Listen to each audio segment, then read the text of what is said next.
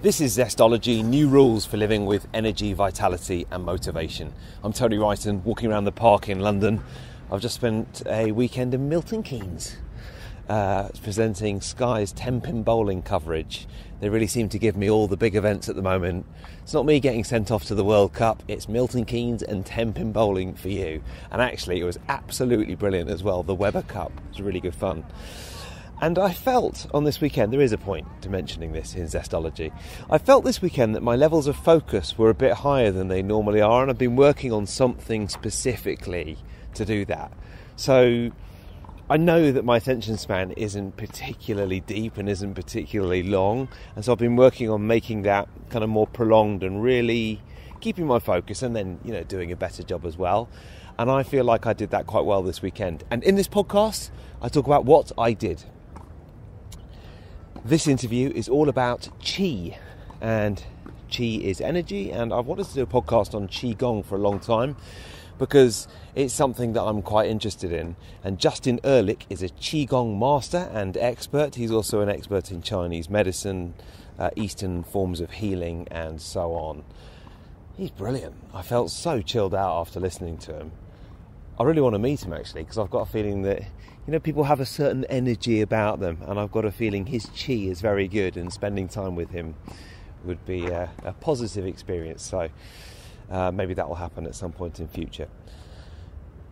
And so as I stroll around the park, bathed in the summer warmth, you probably hear the tennis players in the background. It is a beautiful day here in London, and it's just a pleasure recording podcasts in the height of summer. I record these podcast intros out and about, and I remember in winter when I was kind of huddled up against the cold with my London grimace, trying to record podcast intros and get it over with as quickly as possible, and out of breath because I was striding through the park so quickly. Well, it's a different story now. It's absolutely lovely. And I guess that is relevant as well, because this podcast is so much to do with breathing and breath work, and how that relates to your energy and Qi. Here he is, Justin Ehrlich on Zestology.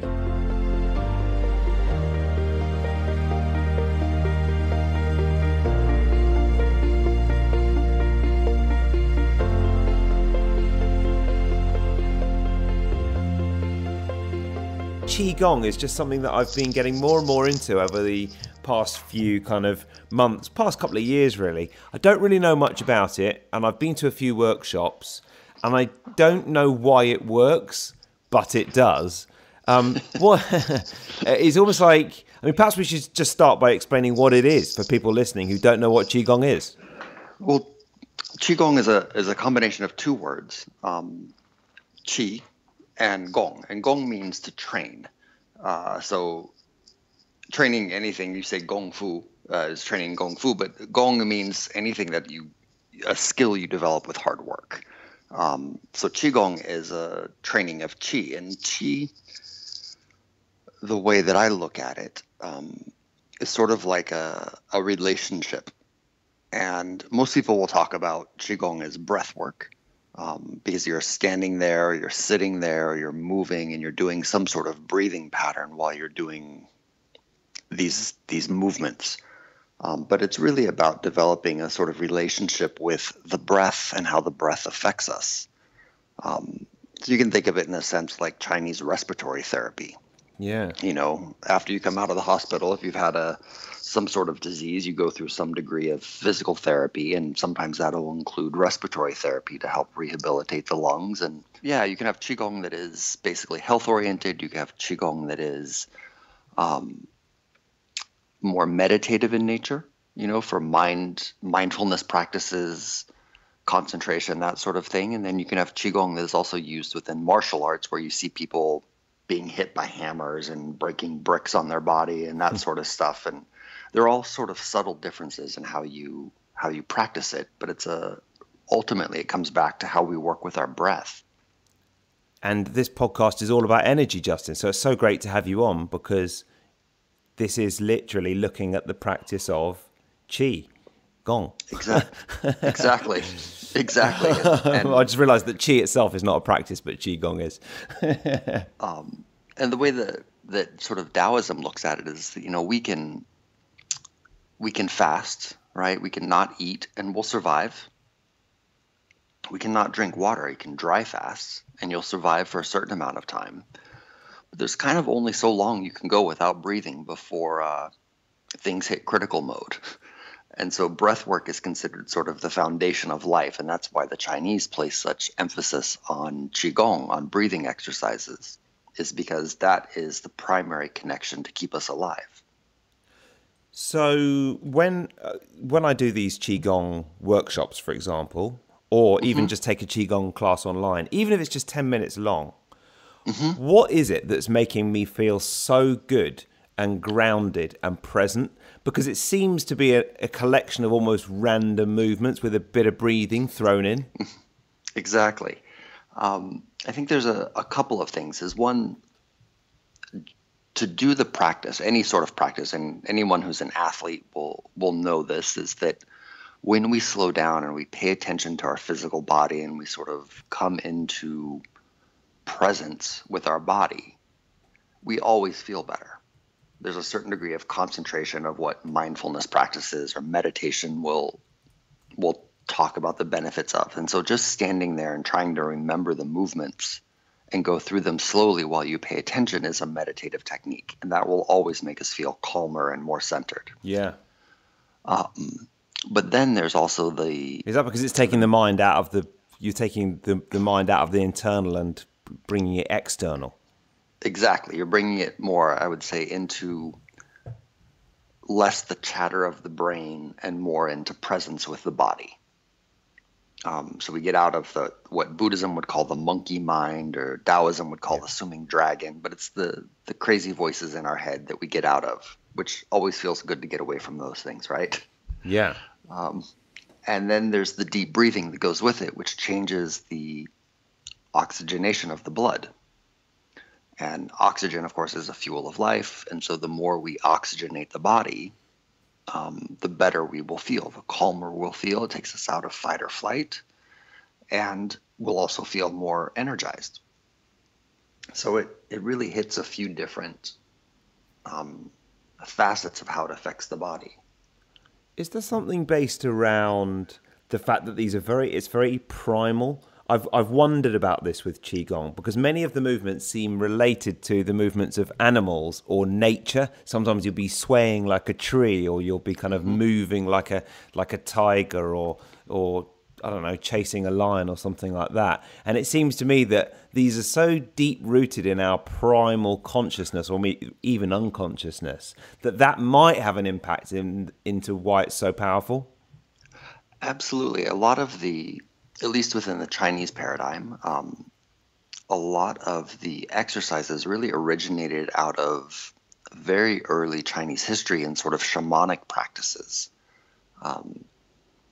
The term for a shaman in Chinese medicine is called a wu, and a lot of these patterns were developed out of some of those sort of quasi-trance meditative states that people went into.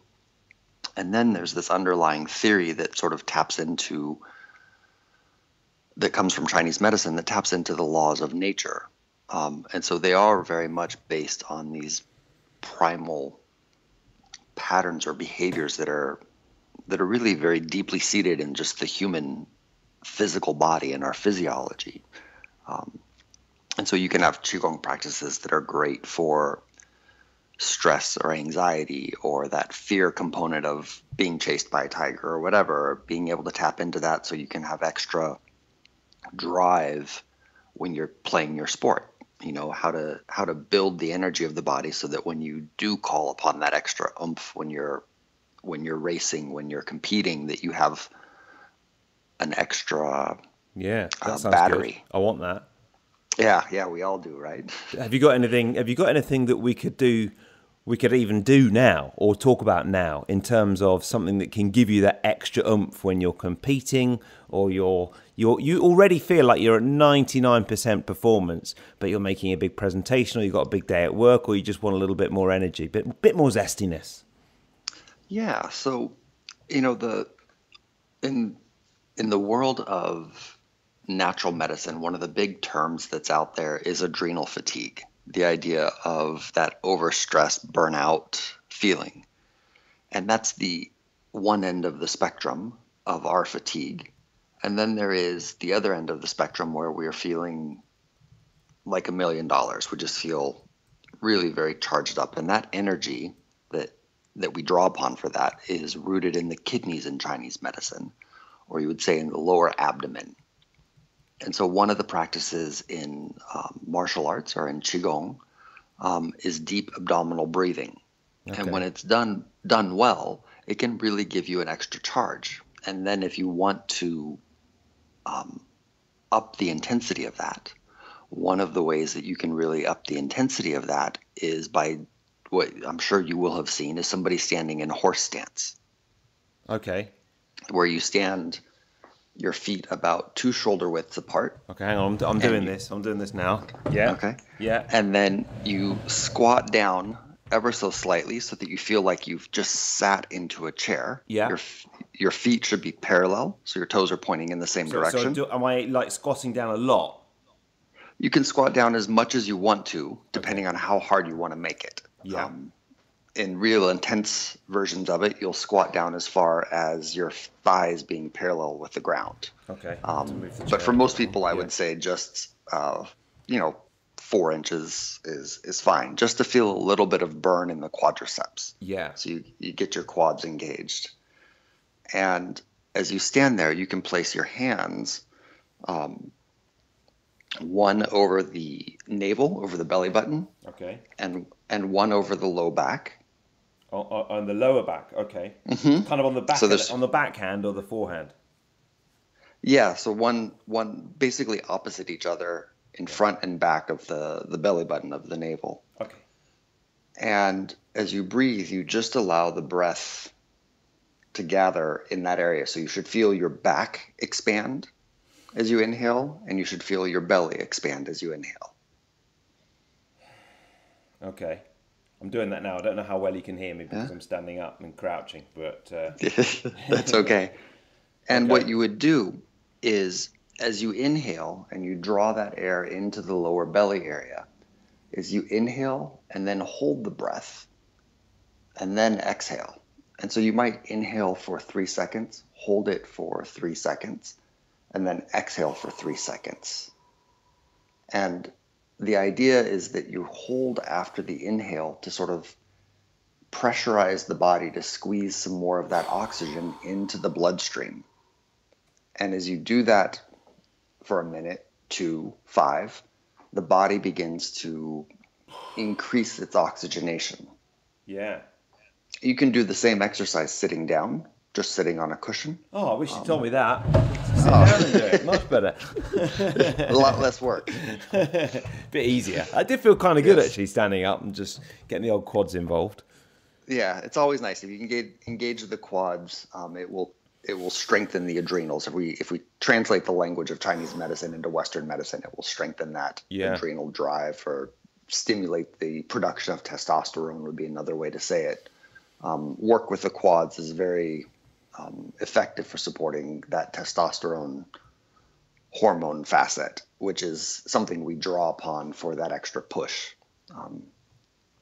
Do you, I mean, you sound like a very chilled out man, Justin. Very, very, I mean, you obviously, do you do quite a bit of meditation? I meditate, I do Qigong, I teach martial arts, and so it's kind of built into my life. And then, of course, when I practice acupuncture, you have to be in a relatively good state of presence because you're sticking someone with a needle. So it's good to be relatively calm at that point as well. Your patients appreciate it. One of the ideas I'm playing with at the moment is, is the quality of your thoughts better if they are preceded by a period of relaxation? Yes, absolutely. I think whenever we are in a state of fight or flight, our brains just don't work quite as well. We're in a state of panic. And so anything we can do that allows us to burn off some of that extra energy allows us to drop into a more calm state where we will make better decisions and have better clarity about everything. Yeah. I often talk about, when something comes up that triggers us and we're very stressed or we're angry or we're frustrated or afraid or whatever it is, for myself, my go-to is to go train martial arts. I've done it my entire life. That's my coping mechanism. So I'll go hit a heavy bag, I'll go work out with some friends, whatever that is. And that really helps me burn off some of that stress that is there that is showing up, but it doesn't solve the problem, whatever caused the stress. And it just allows me to burn off enough steam so then I can have the clarity to figure out how to solve the actual problem. Yeah, that's such a nice way of putting it. And I think in terms of once you start to become aware of that, I wonder how much you can start to build in periods of relaxation before big moments, whether it's playing a chess match against someone or I don't know, making a presentation or whatever it is. Yeah, one of the nice things is it's like any muscle, right? Is the more we train that skill, the easier it is to tap into it. Like any sport, really. The more you practice, the better you get at it.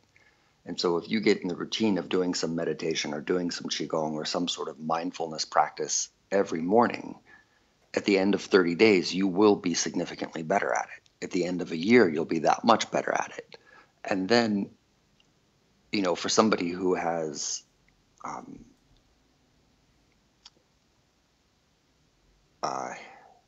kicked a football, if they don't kick a football for a year, but they've done it for 10 years of their life, and you put a football down on the ground in front of them, they're going to still be good at it.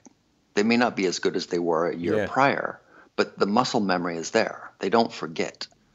And so we can start to learn to draw upon those things. Even if you meditate regularly, you can take one breath and drop into the zone quite readily. And that's really one of the more beautiful things, because we have to be able to adapt on the fly, because that's just the way life is. Yeah, that's nice. I think I told you already, my day job is that I work at a TV channel here in the UK, and one of the things that I've tried to do more, especially in big events, and this weekend I was presenting a tournament which is kind of outside broadcast, a lot of people involved, and not particularly well-known sport. It was 10-pin bowling, so it's not probably number one sport in this country. But even so, you feel like there's a lot of people relying on you to kind of get it right when you got someone counting you down and you're envisioning everything else. And I made an effort not only to kind of meditate more over the weekend, but also to really try and cultivate some presence, rather than wishing the weekend away and say, I can't wait until this is over because it's such hard work, which it was, to try and enjoy every moment as well. And I was very successful at it this weekend. I think I did a good job, but also I enjoyed it more as well. It was very satisfying because I set myself that intention throughout the weekend. And I think for me, that's the secret of really raising my game in lots of different areas. Being present, I don't think it comes very naturally. And certainly all my school reports used to say what a terrible attention span I had. So maybe I need to work at it more than other people. Yeah, I mean, it's definitely a really powerful thing when we can even just slowing down and catching yourself like, oh, I'm going into this typical pattern of behavior. And you just pause and take a deep breath. It will really reset the nervous system and the mind, even one breath. Yeah. And it doesn't take a whole lot where we can do that. And then everything just seems to flow more easily. And I think that's because we don't let that repetitive thought pattern that sort of throws us off our game ever get much momentum. Because each time you pause and take a deep breath, you break that cycle, so it never gets a chance to build. And it's a wonderful thing, and it is work. For all the people that I work with, people who have been competitive athletes, I think they have the potential in a way to really get it on a deeper level because they know what it means to train for something. And as long as you can translate it into, look, you did all these repetitions to develop the skill in your sport. Now this is your new sport. This is the new skill you want to develop. You just have to go do your repetitions. And for somebody who's been an athlete, they understand that idea. And they're usually pretty good at just doing the work because that's how they're trained. I also wonder if it's just because it's very easy to explain it in those terms because it's quantifiable. If you say to someone, you do this and you'll win, they get it. But if you say to this, you do this and your focus might be a bit better tomorrow when you're at work. It's so abstract. It's hard to measure the progress. But if you then look at your tennis result the next day and you won rather than you lost, you can say, yeah, all right, that works. Yeah, exactly. And one of the nice things in athletics, of course, is that all the really high-end athletes, the super competitive athletes, they all do breathing techniques and visualization techniques and meditative techniques. And that's what makes them so good at their game. And so for athletes, you can always point to the leaders of their industry and be like, look, here's this person that you're looking up to. This is what they do. And you're like, oh, okay, I want to be like them. So it's an easy sell on one level. Well, I think I want to be like you, Justin. You sound very chilled out. I'm a pretty mellow guy most of the time. Yeah, you do. Were you a mellow guy before you got into all this or not? Or were you Mr. Angry? I think like most kids in my teenage years and all that, I had some anger in me, as I think we all do. But I was lucky also. I was able to channel all of that through martial arts, and so I was able to do all of my fighting and release that anger in ways that were socially acceptable. You step into a ring and you mutually agree upon beating each other, so that it was okay. Yeah, okay. Where do you think is the best way to learn Qigong, or the best place? Because one of the things I'm very interested in is actually knowing a bit more about this now. I know I've done it enough times that I absolutely love it. But whenever I've tried to find classes in London, it's not as ubiquitous and kind of popular as yoga, for example. But it seems that often classes, you'll have to go every Thursday night for 10 weeks or something. And if you've got a schedule like mine, that can be quite hard. So I just wonder if it'd be easier to learn it online.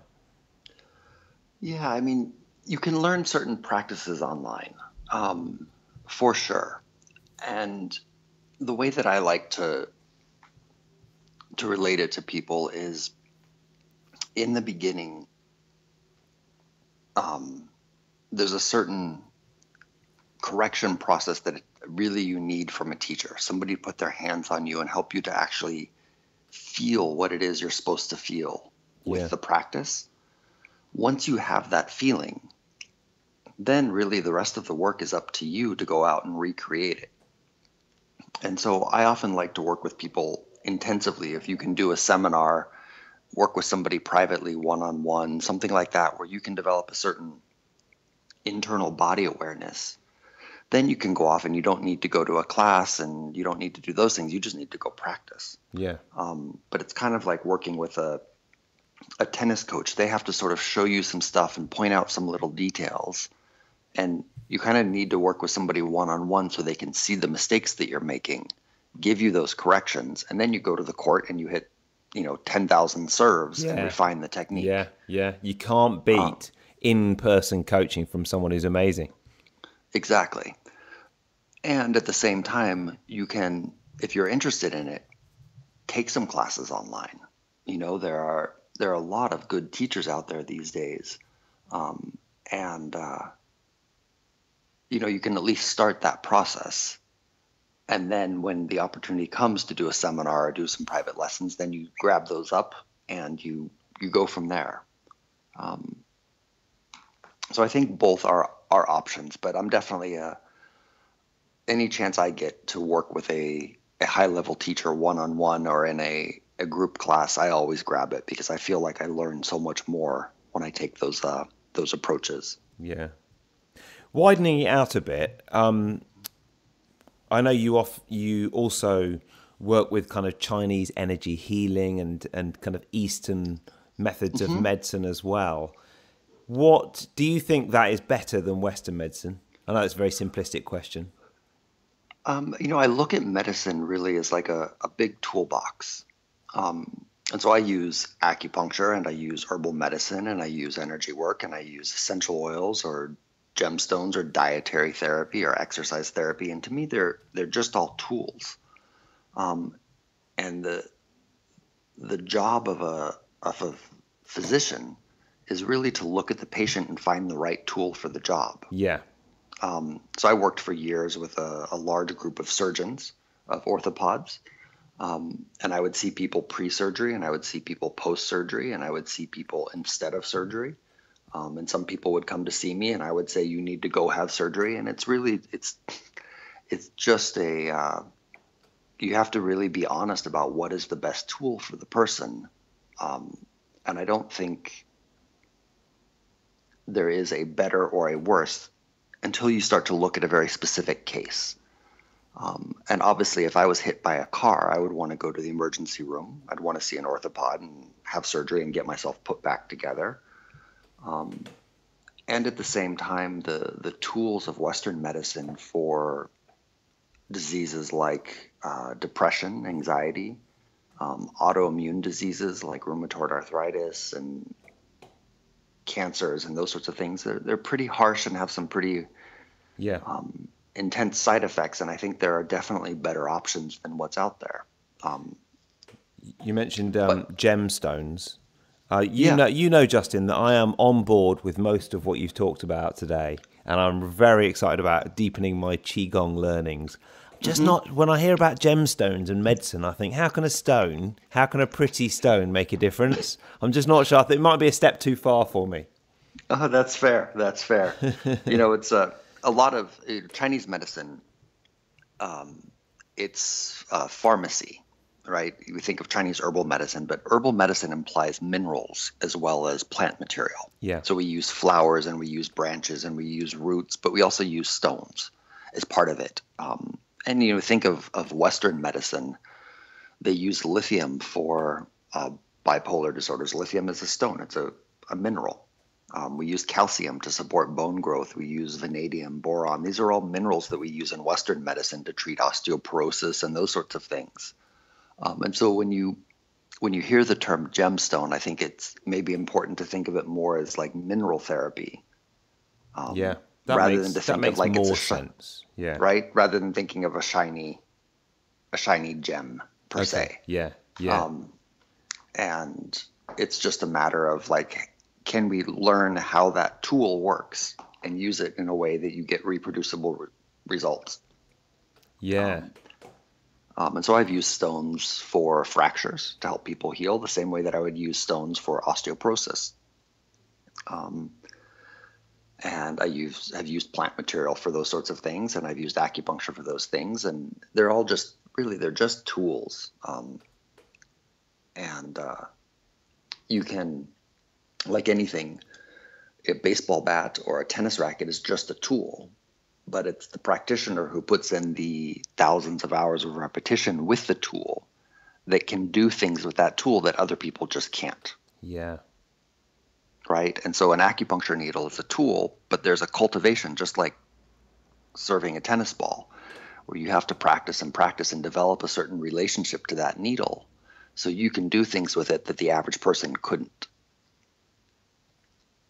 Something I've wrestled with for a while is the need for community and the need for nature and how they don't always combine. It seems to me that a lot of the stuff you talked about is very primal, goes back to a very primal way of living and a primal way of learning and techniques that have been accumulated over thousands of years.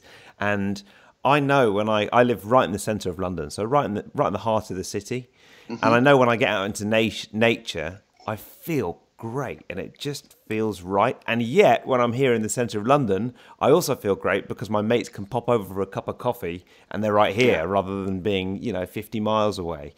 So I've kind of wrestled with those twin ideas of what's more important. What do you think about living in the city and the community versus nature?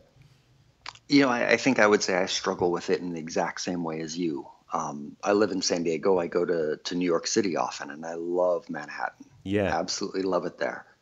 And I also don't feel the same as when I'm sitting underneath a 1,000-year-old redwood tree or sequoia tree. Yeah. There is a qualitative difference of how the body feels walking on the beach versus being in Manhattan. And they're both good. And I think ultimately it's a matter of balance, because we are social creatures. We're meant to have a community. We're not meant to be isolated, at least most of us. And so being in a city and being around your mates is hugely important for that part of our lives. But I think it's also immensely important that we get our time in nature and allow ourselves to reconnect to, if you want to use the esoteric language, of reconnect to the energy of the planet or reconnect to the energy of nature, or just get out of all the hustle and bustle of the city and let the nervous system calm down while you just sit by a brook, by a stream. Yeah. Well, Justin, sorry, carry on. I think some of the esoteric language that we see out there is really just more like artistic language to describe the idea of go sit in nature and calm down and let your body relax. And it doesn't have to be something so esoteric. A lot of the language that came out of China is very conceptual, and they're very poetic culture. And so you see these terms that come out that are very poetic and beautiful, and they seem esoteric. But when you can step behind that sort of imagery, you can see that it's really like just go in nature and relax. It's sort of basic. Yeah.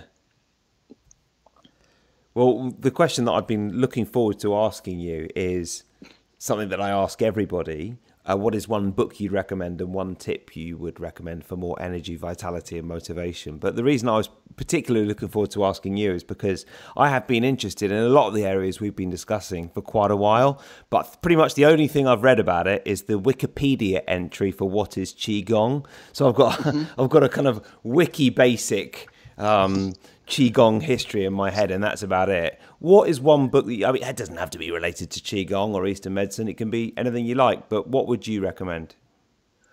One of the things I recommend to people regularly is to cook more. Cook your own food. Don't eat out. So find a cookbook, any cookbook of a type of food that you're curious in, and learn to cook a new dish for your family, for yourself.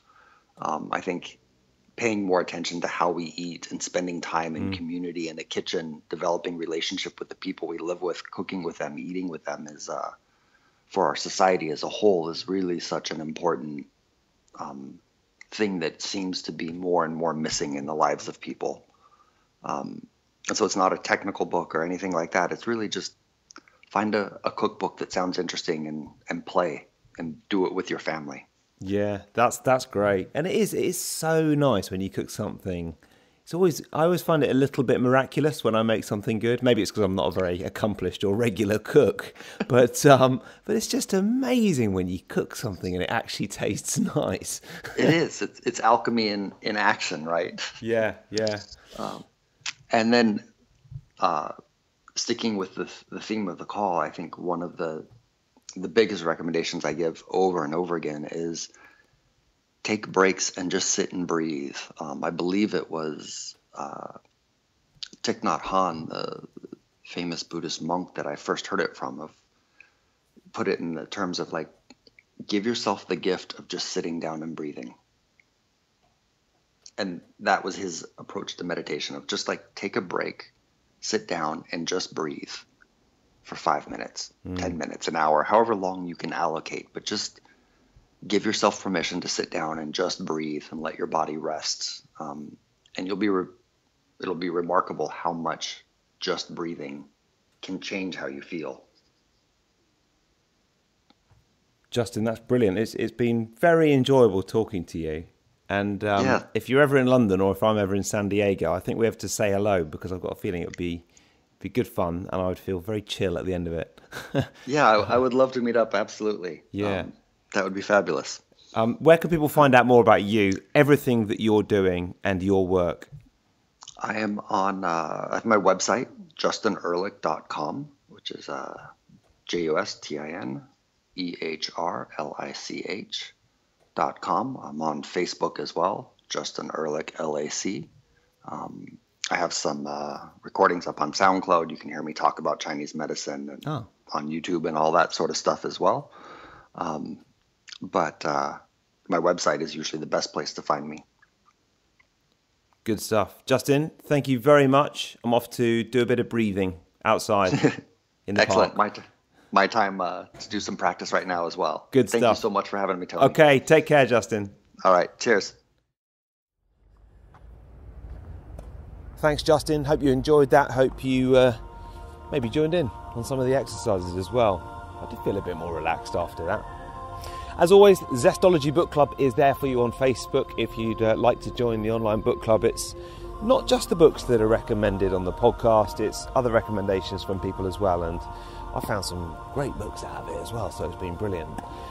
And if you'd like to get my 3 Zesty Things email every Monday morning, you can head to tonywrighton.com, sign up for that, and you'll get the 3 Zesty Things.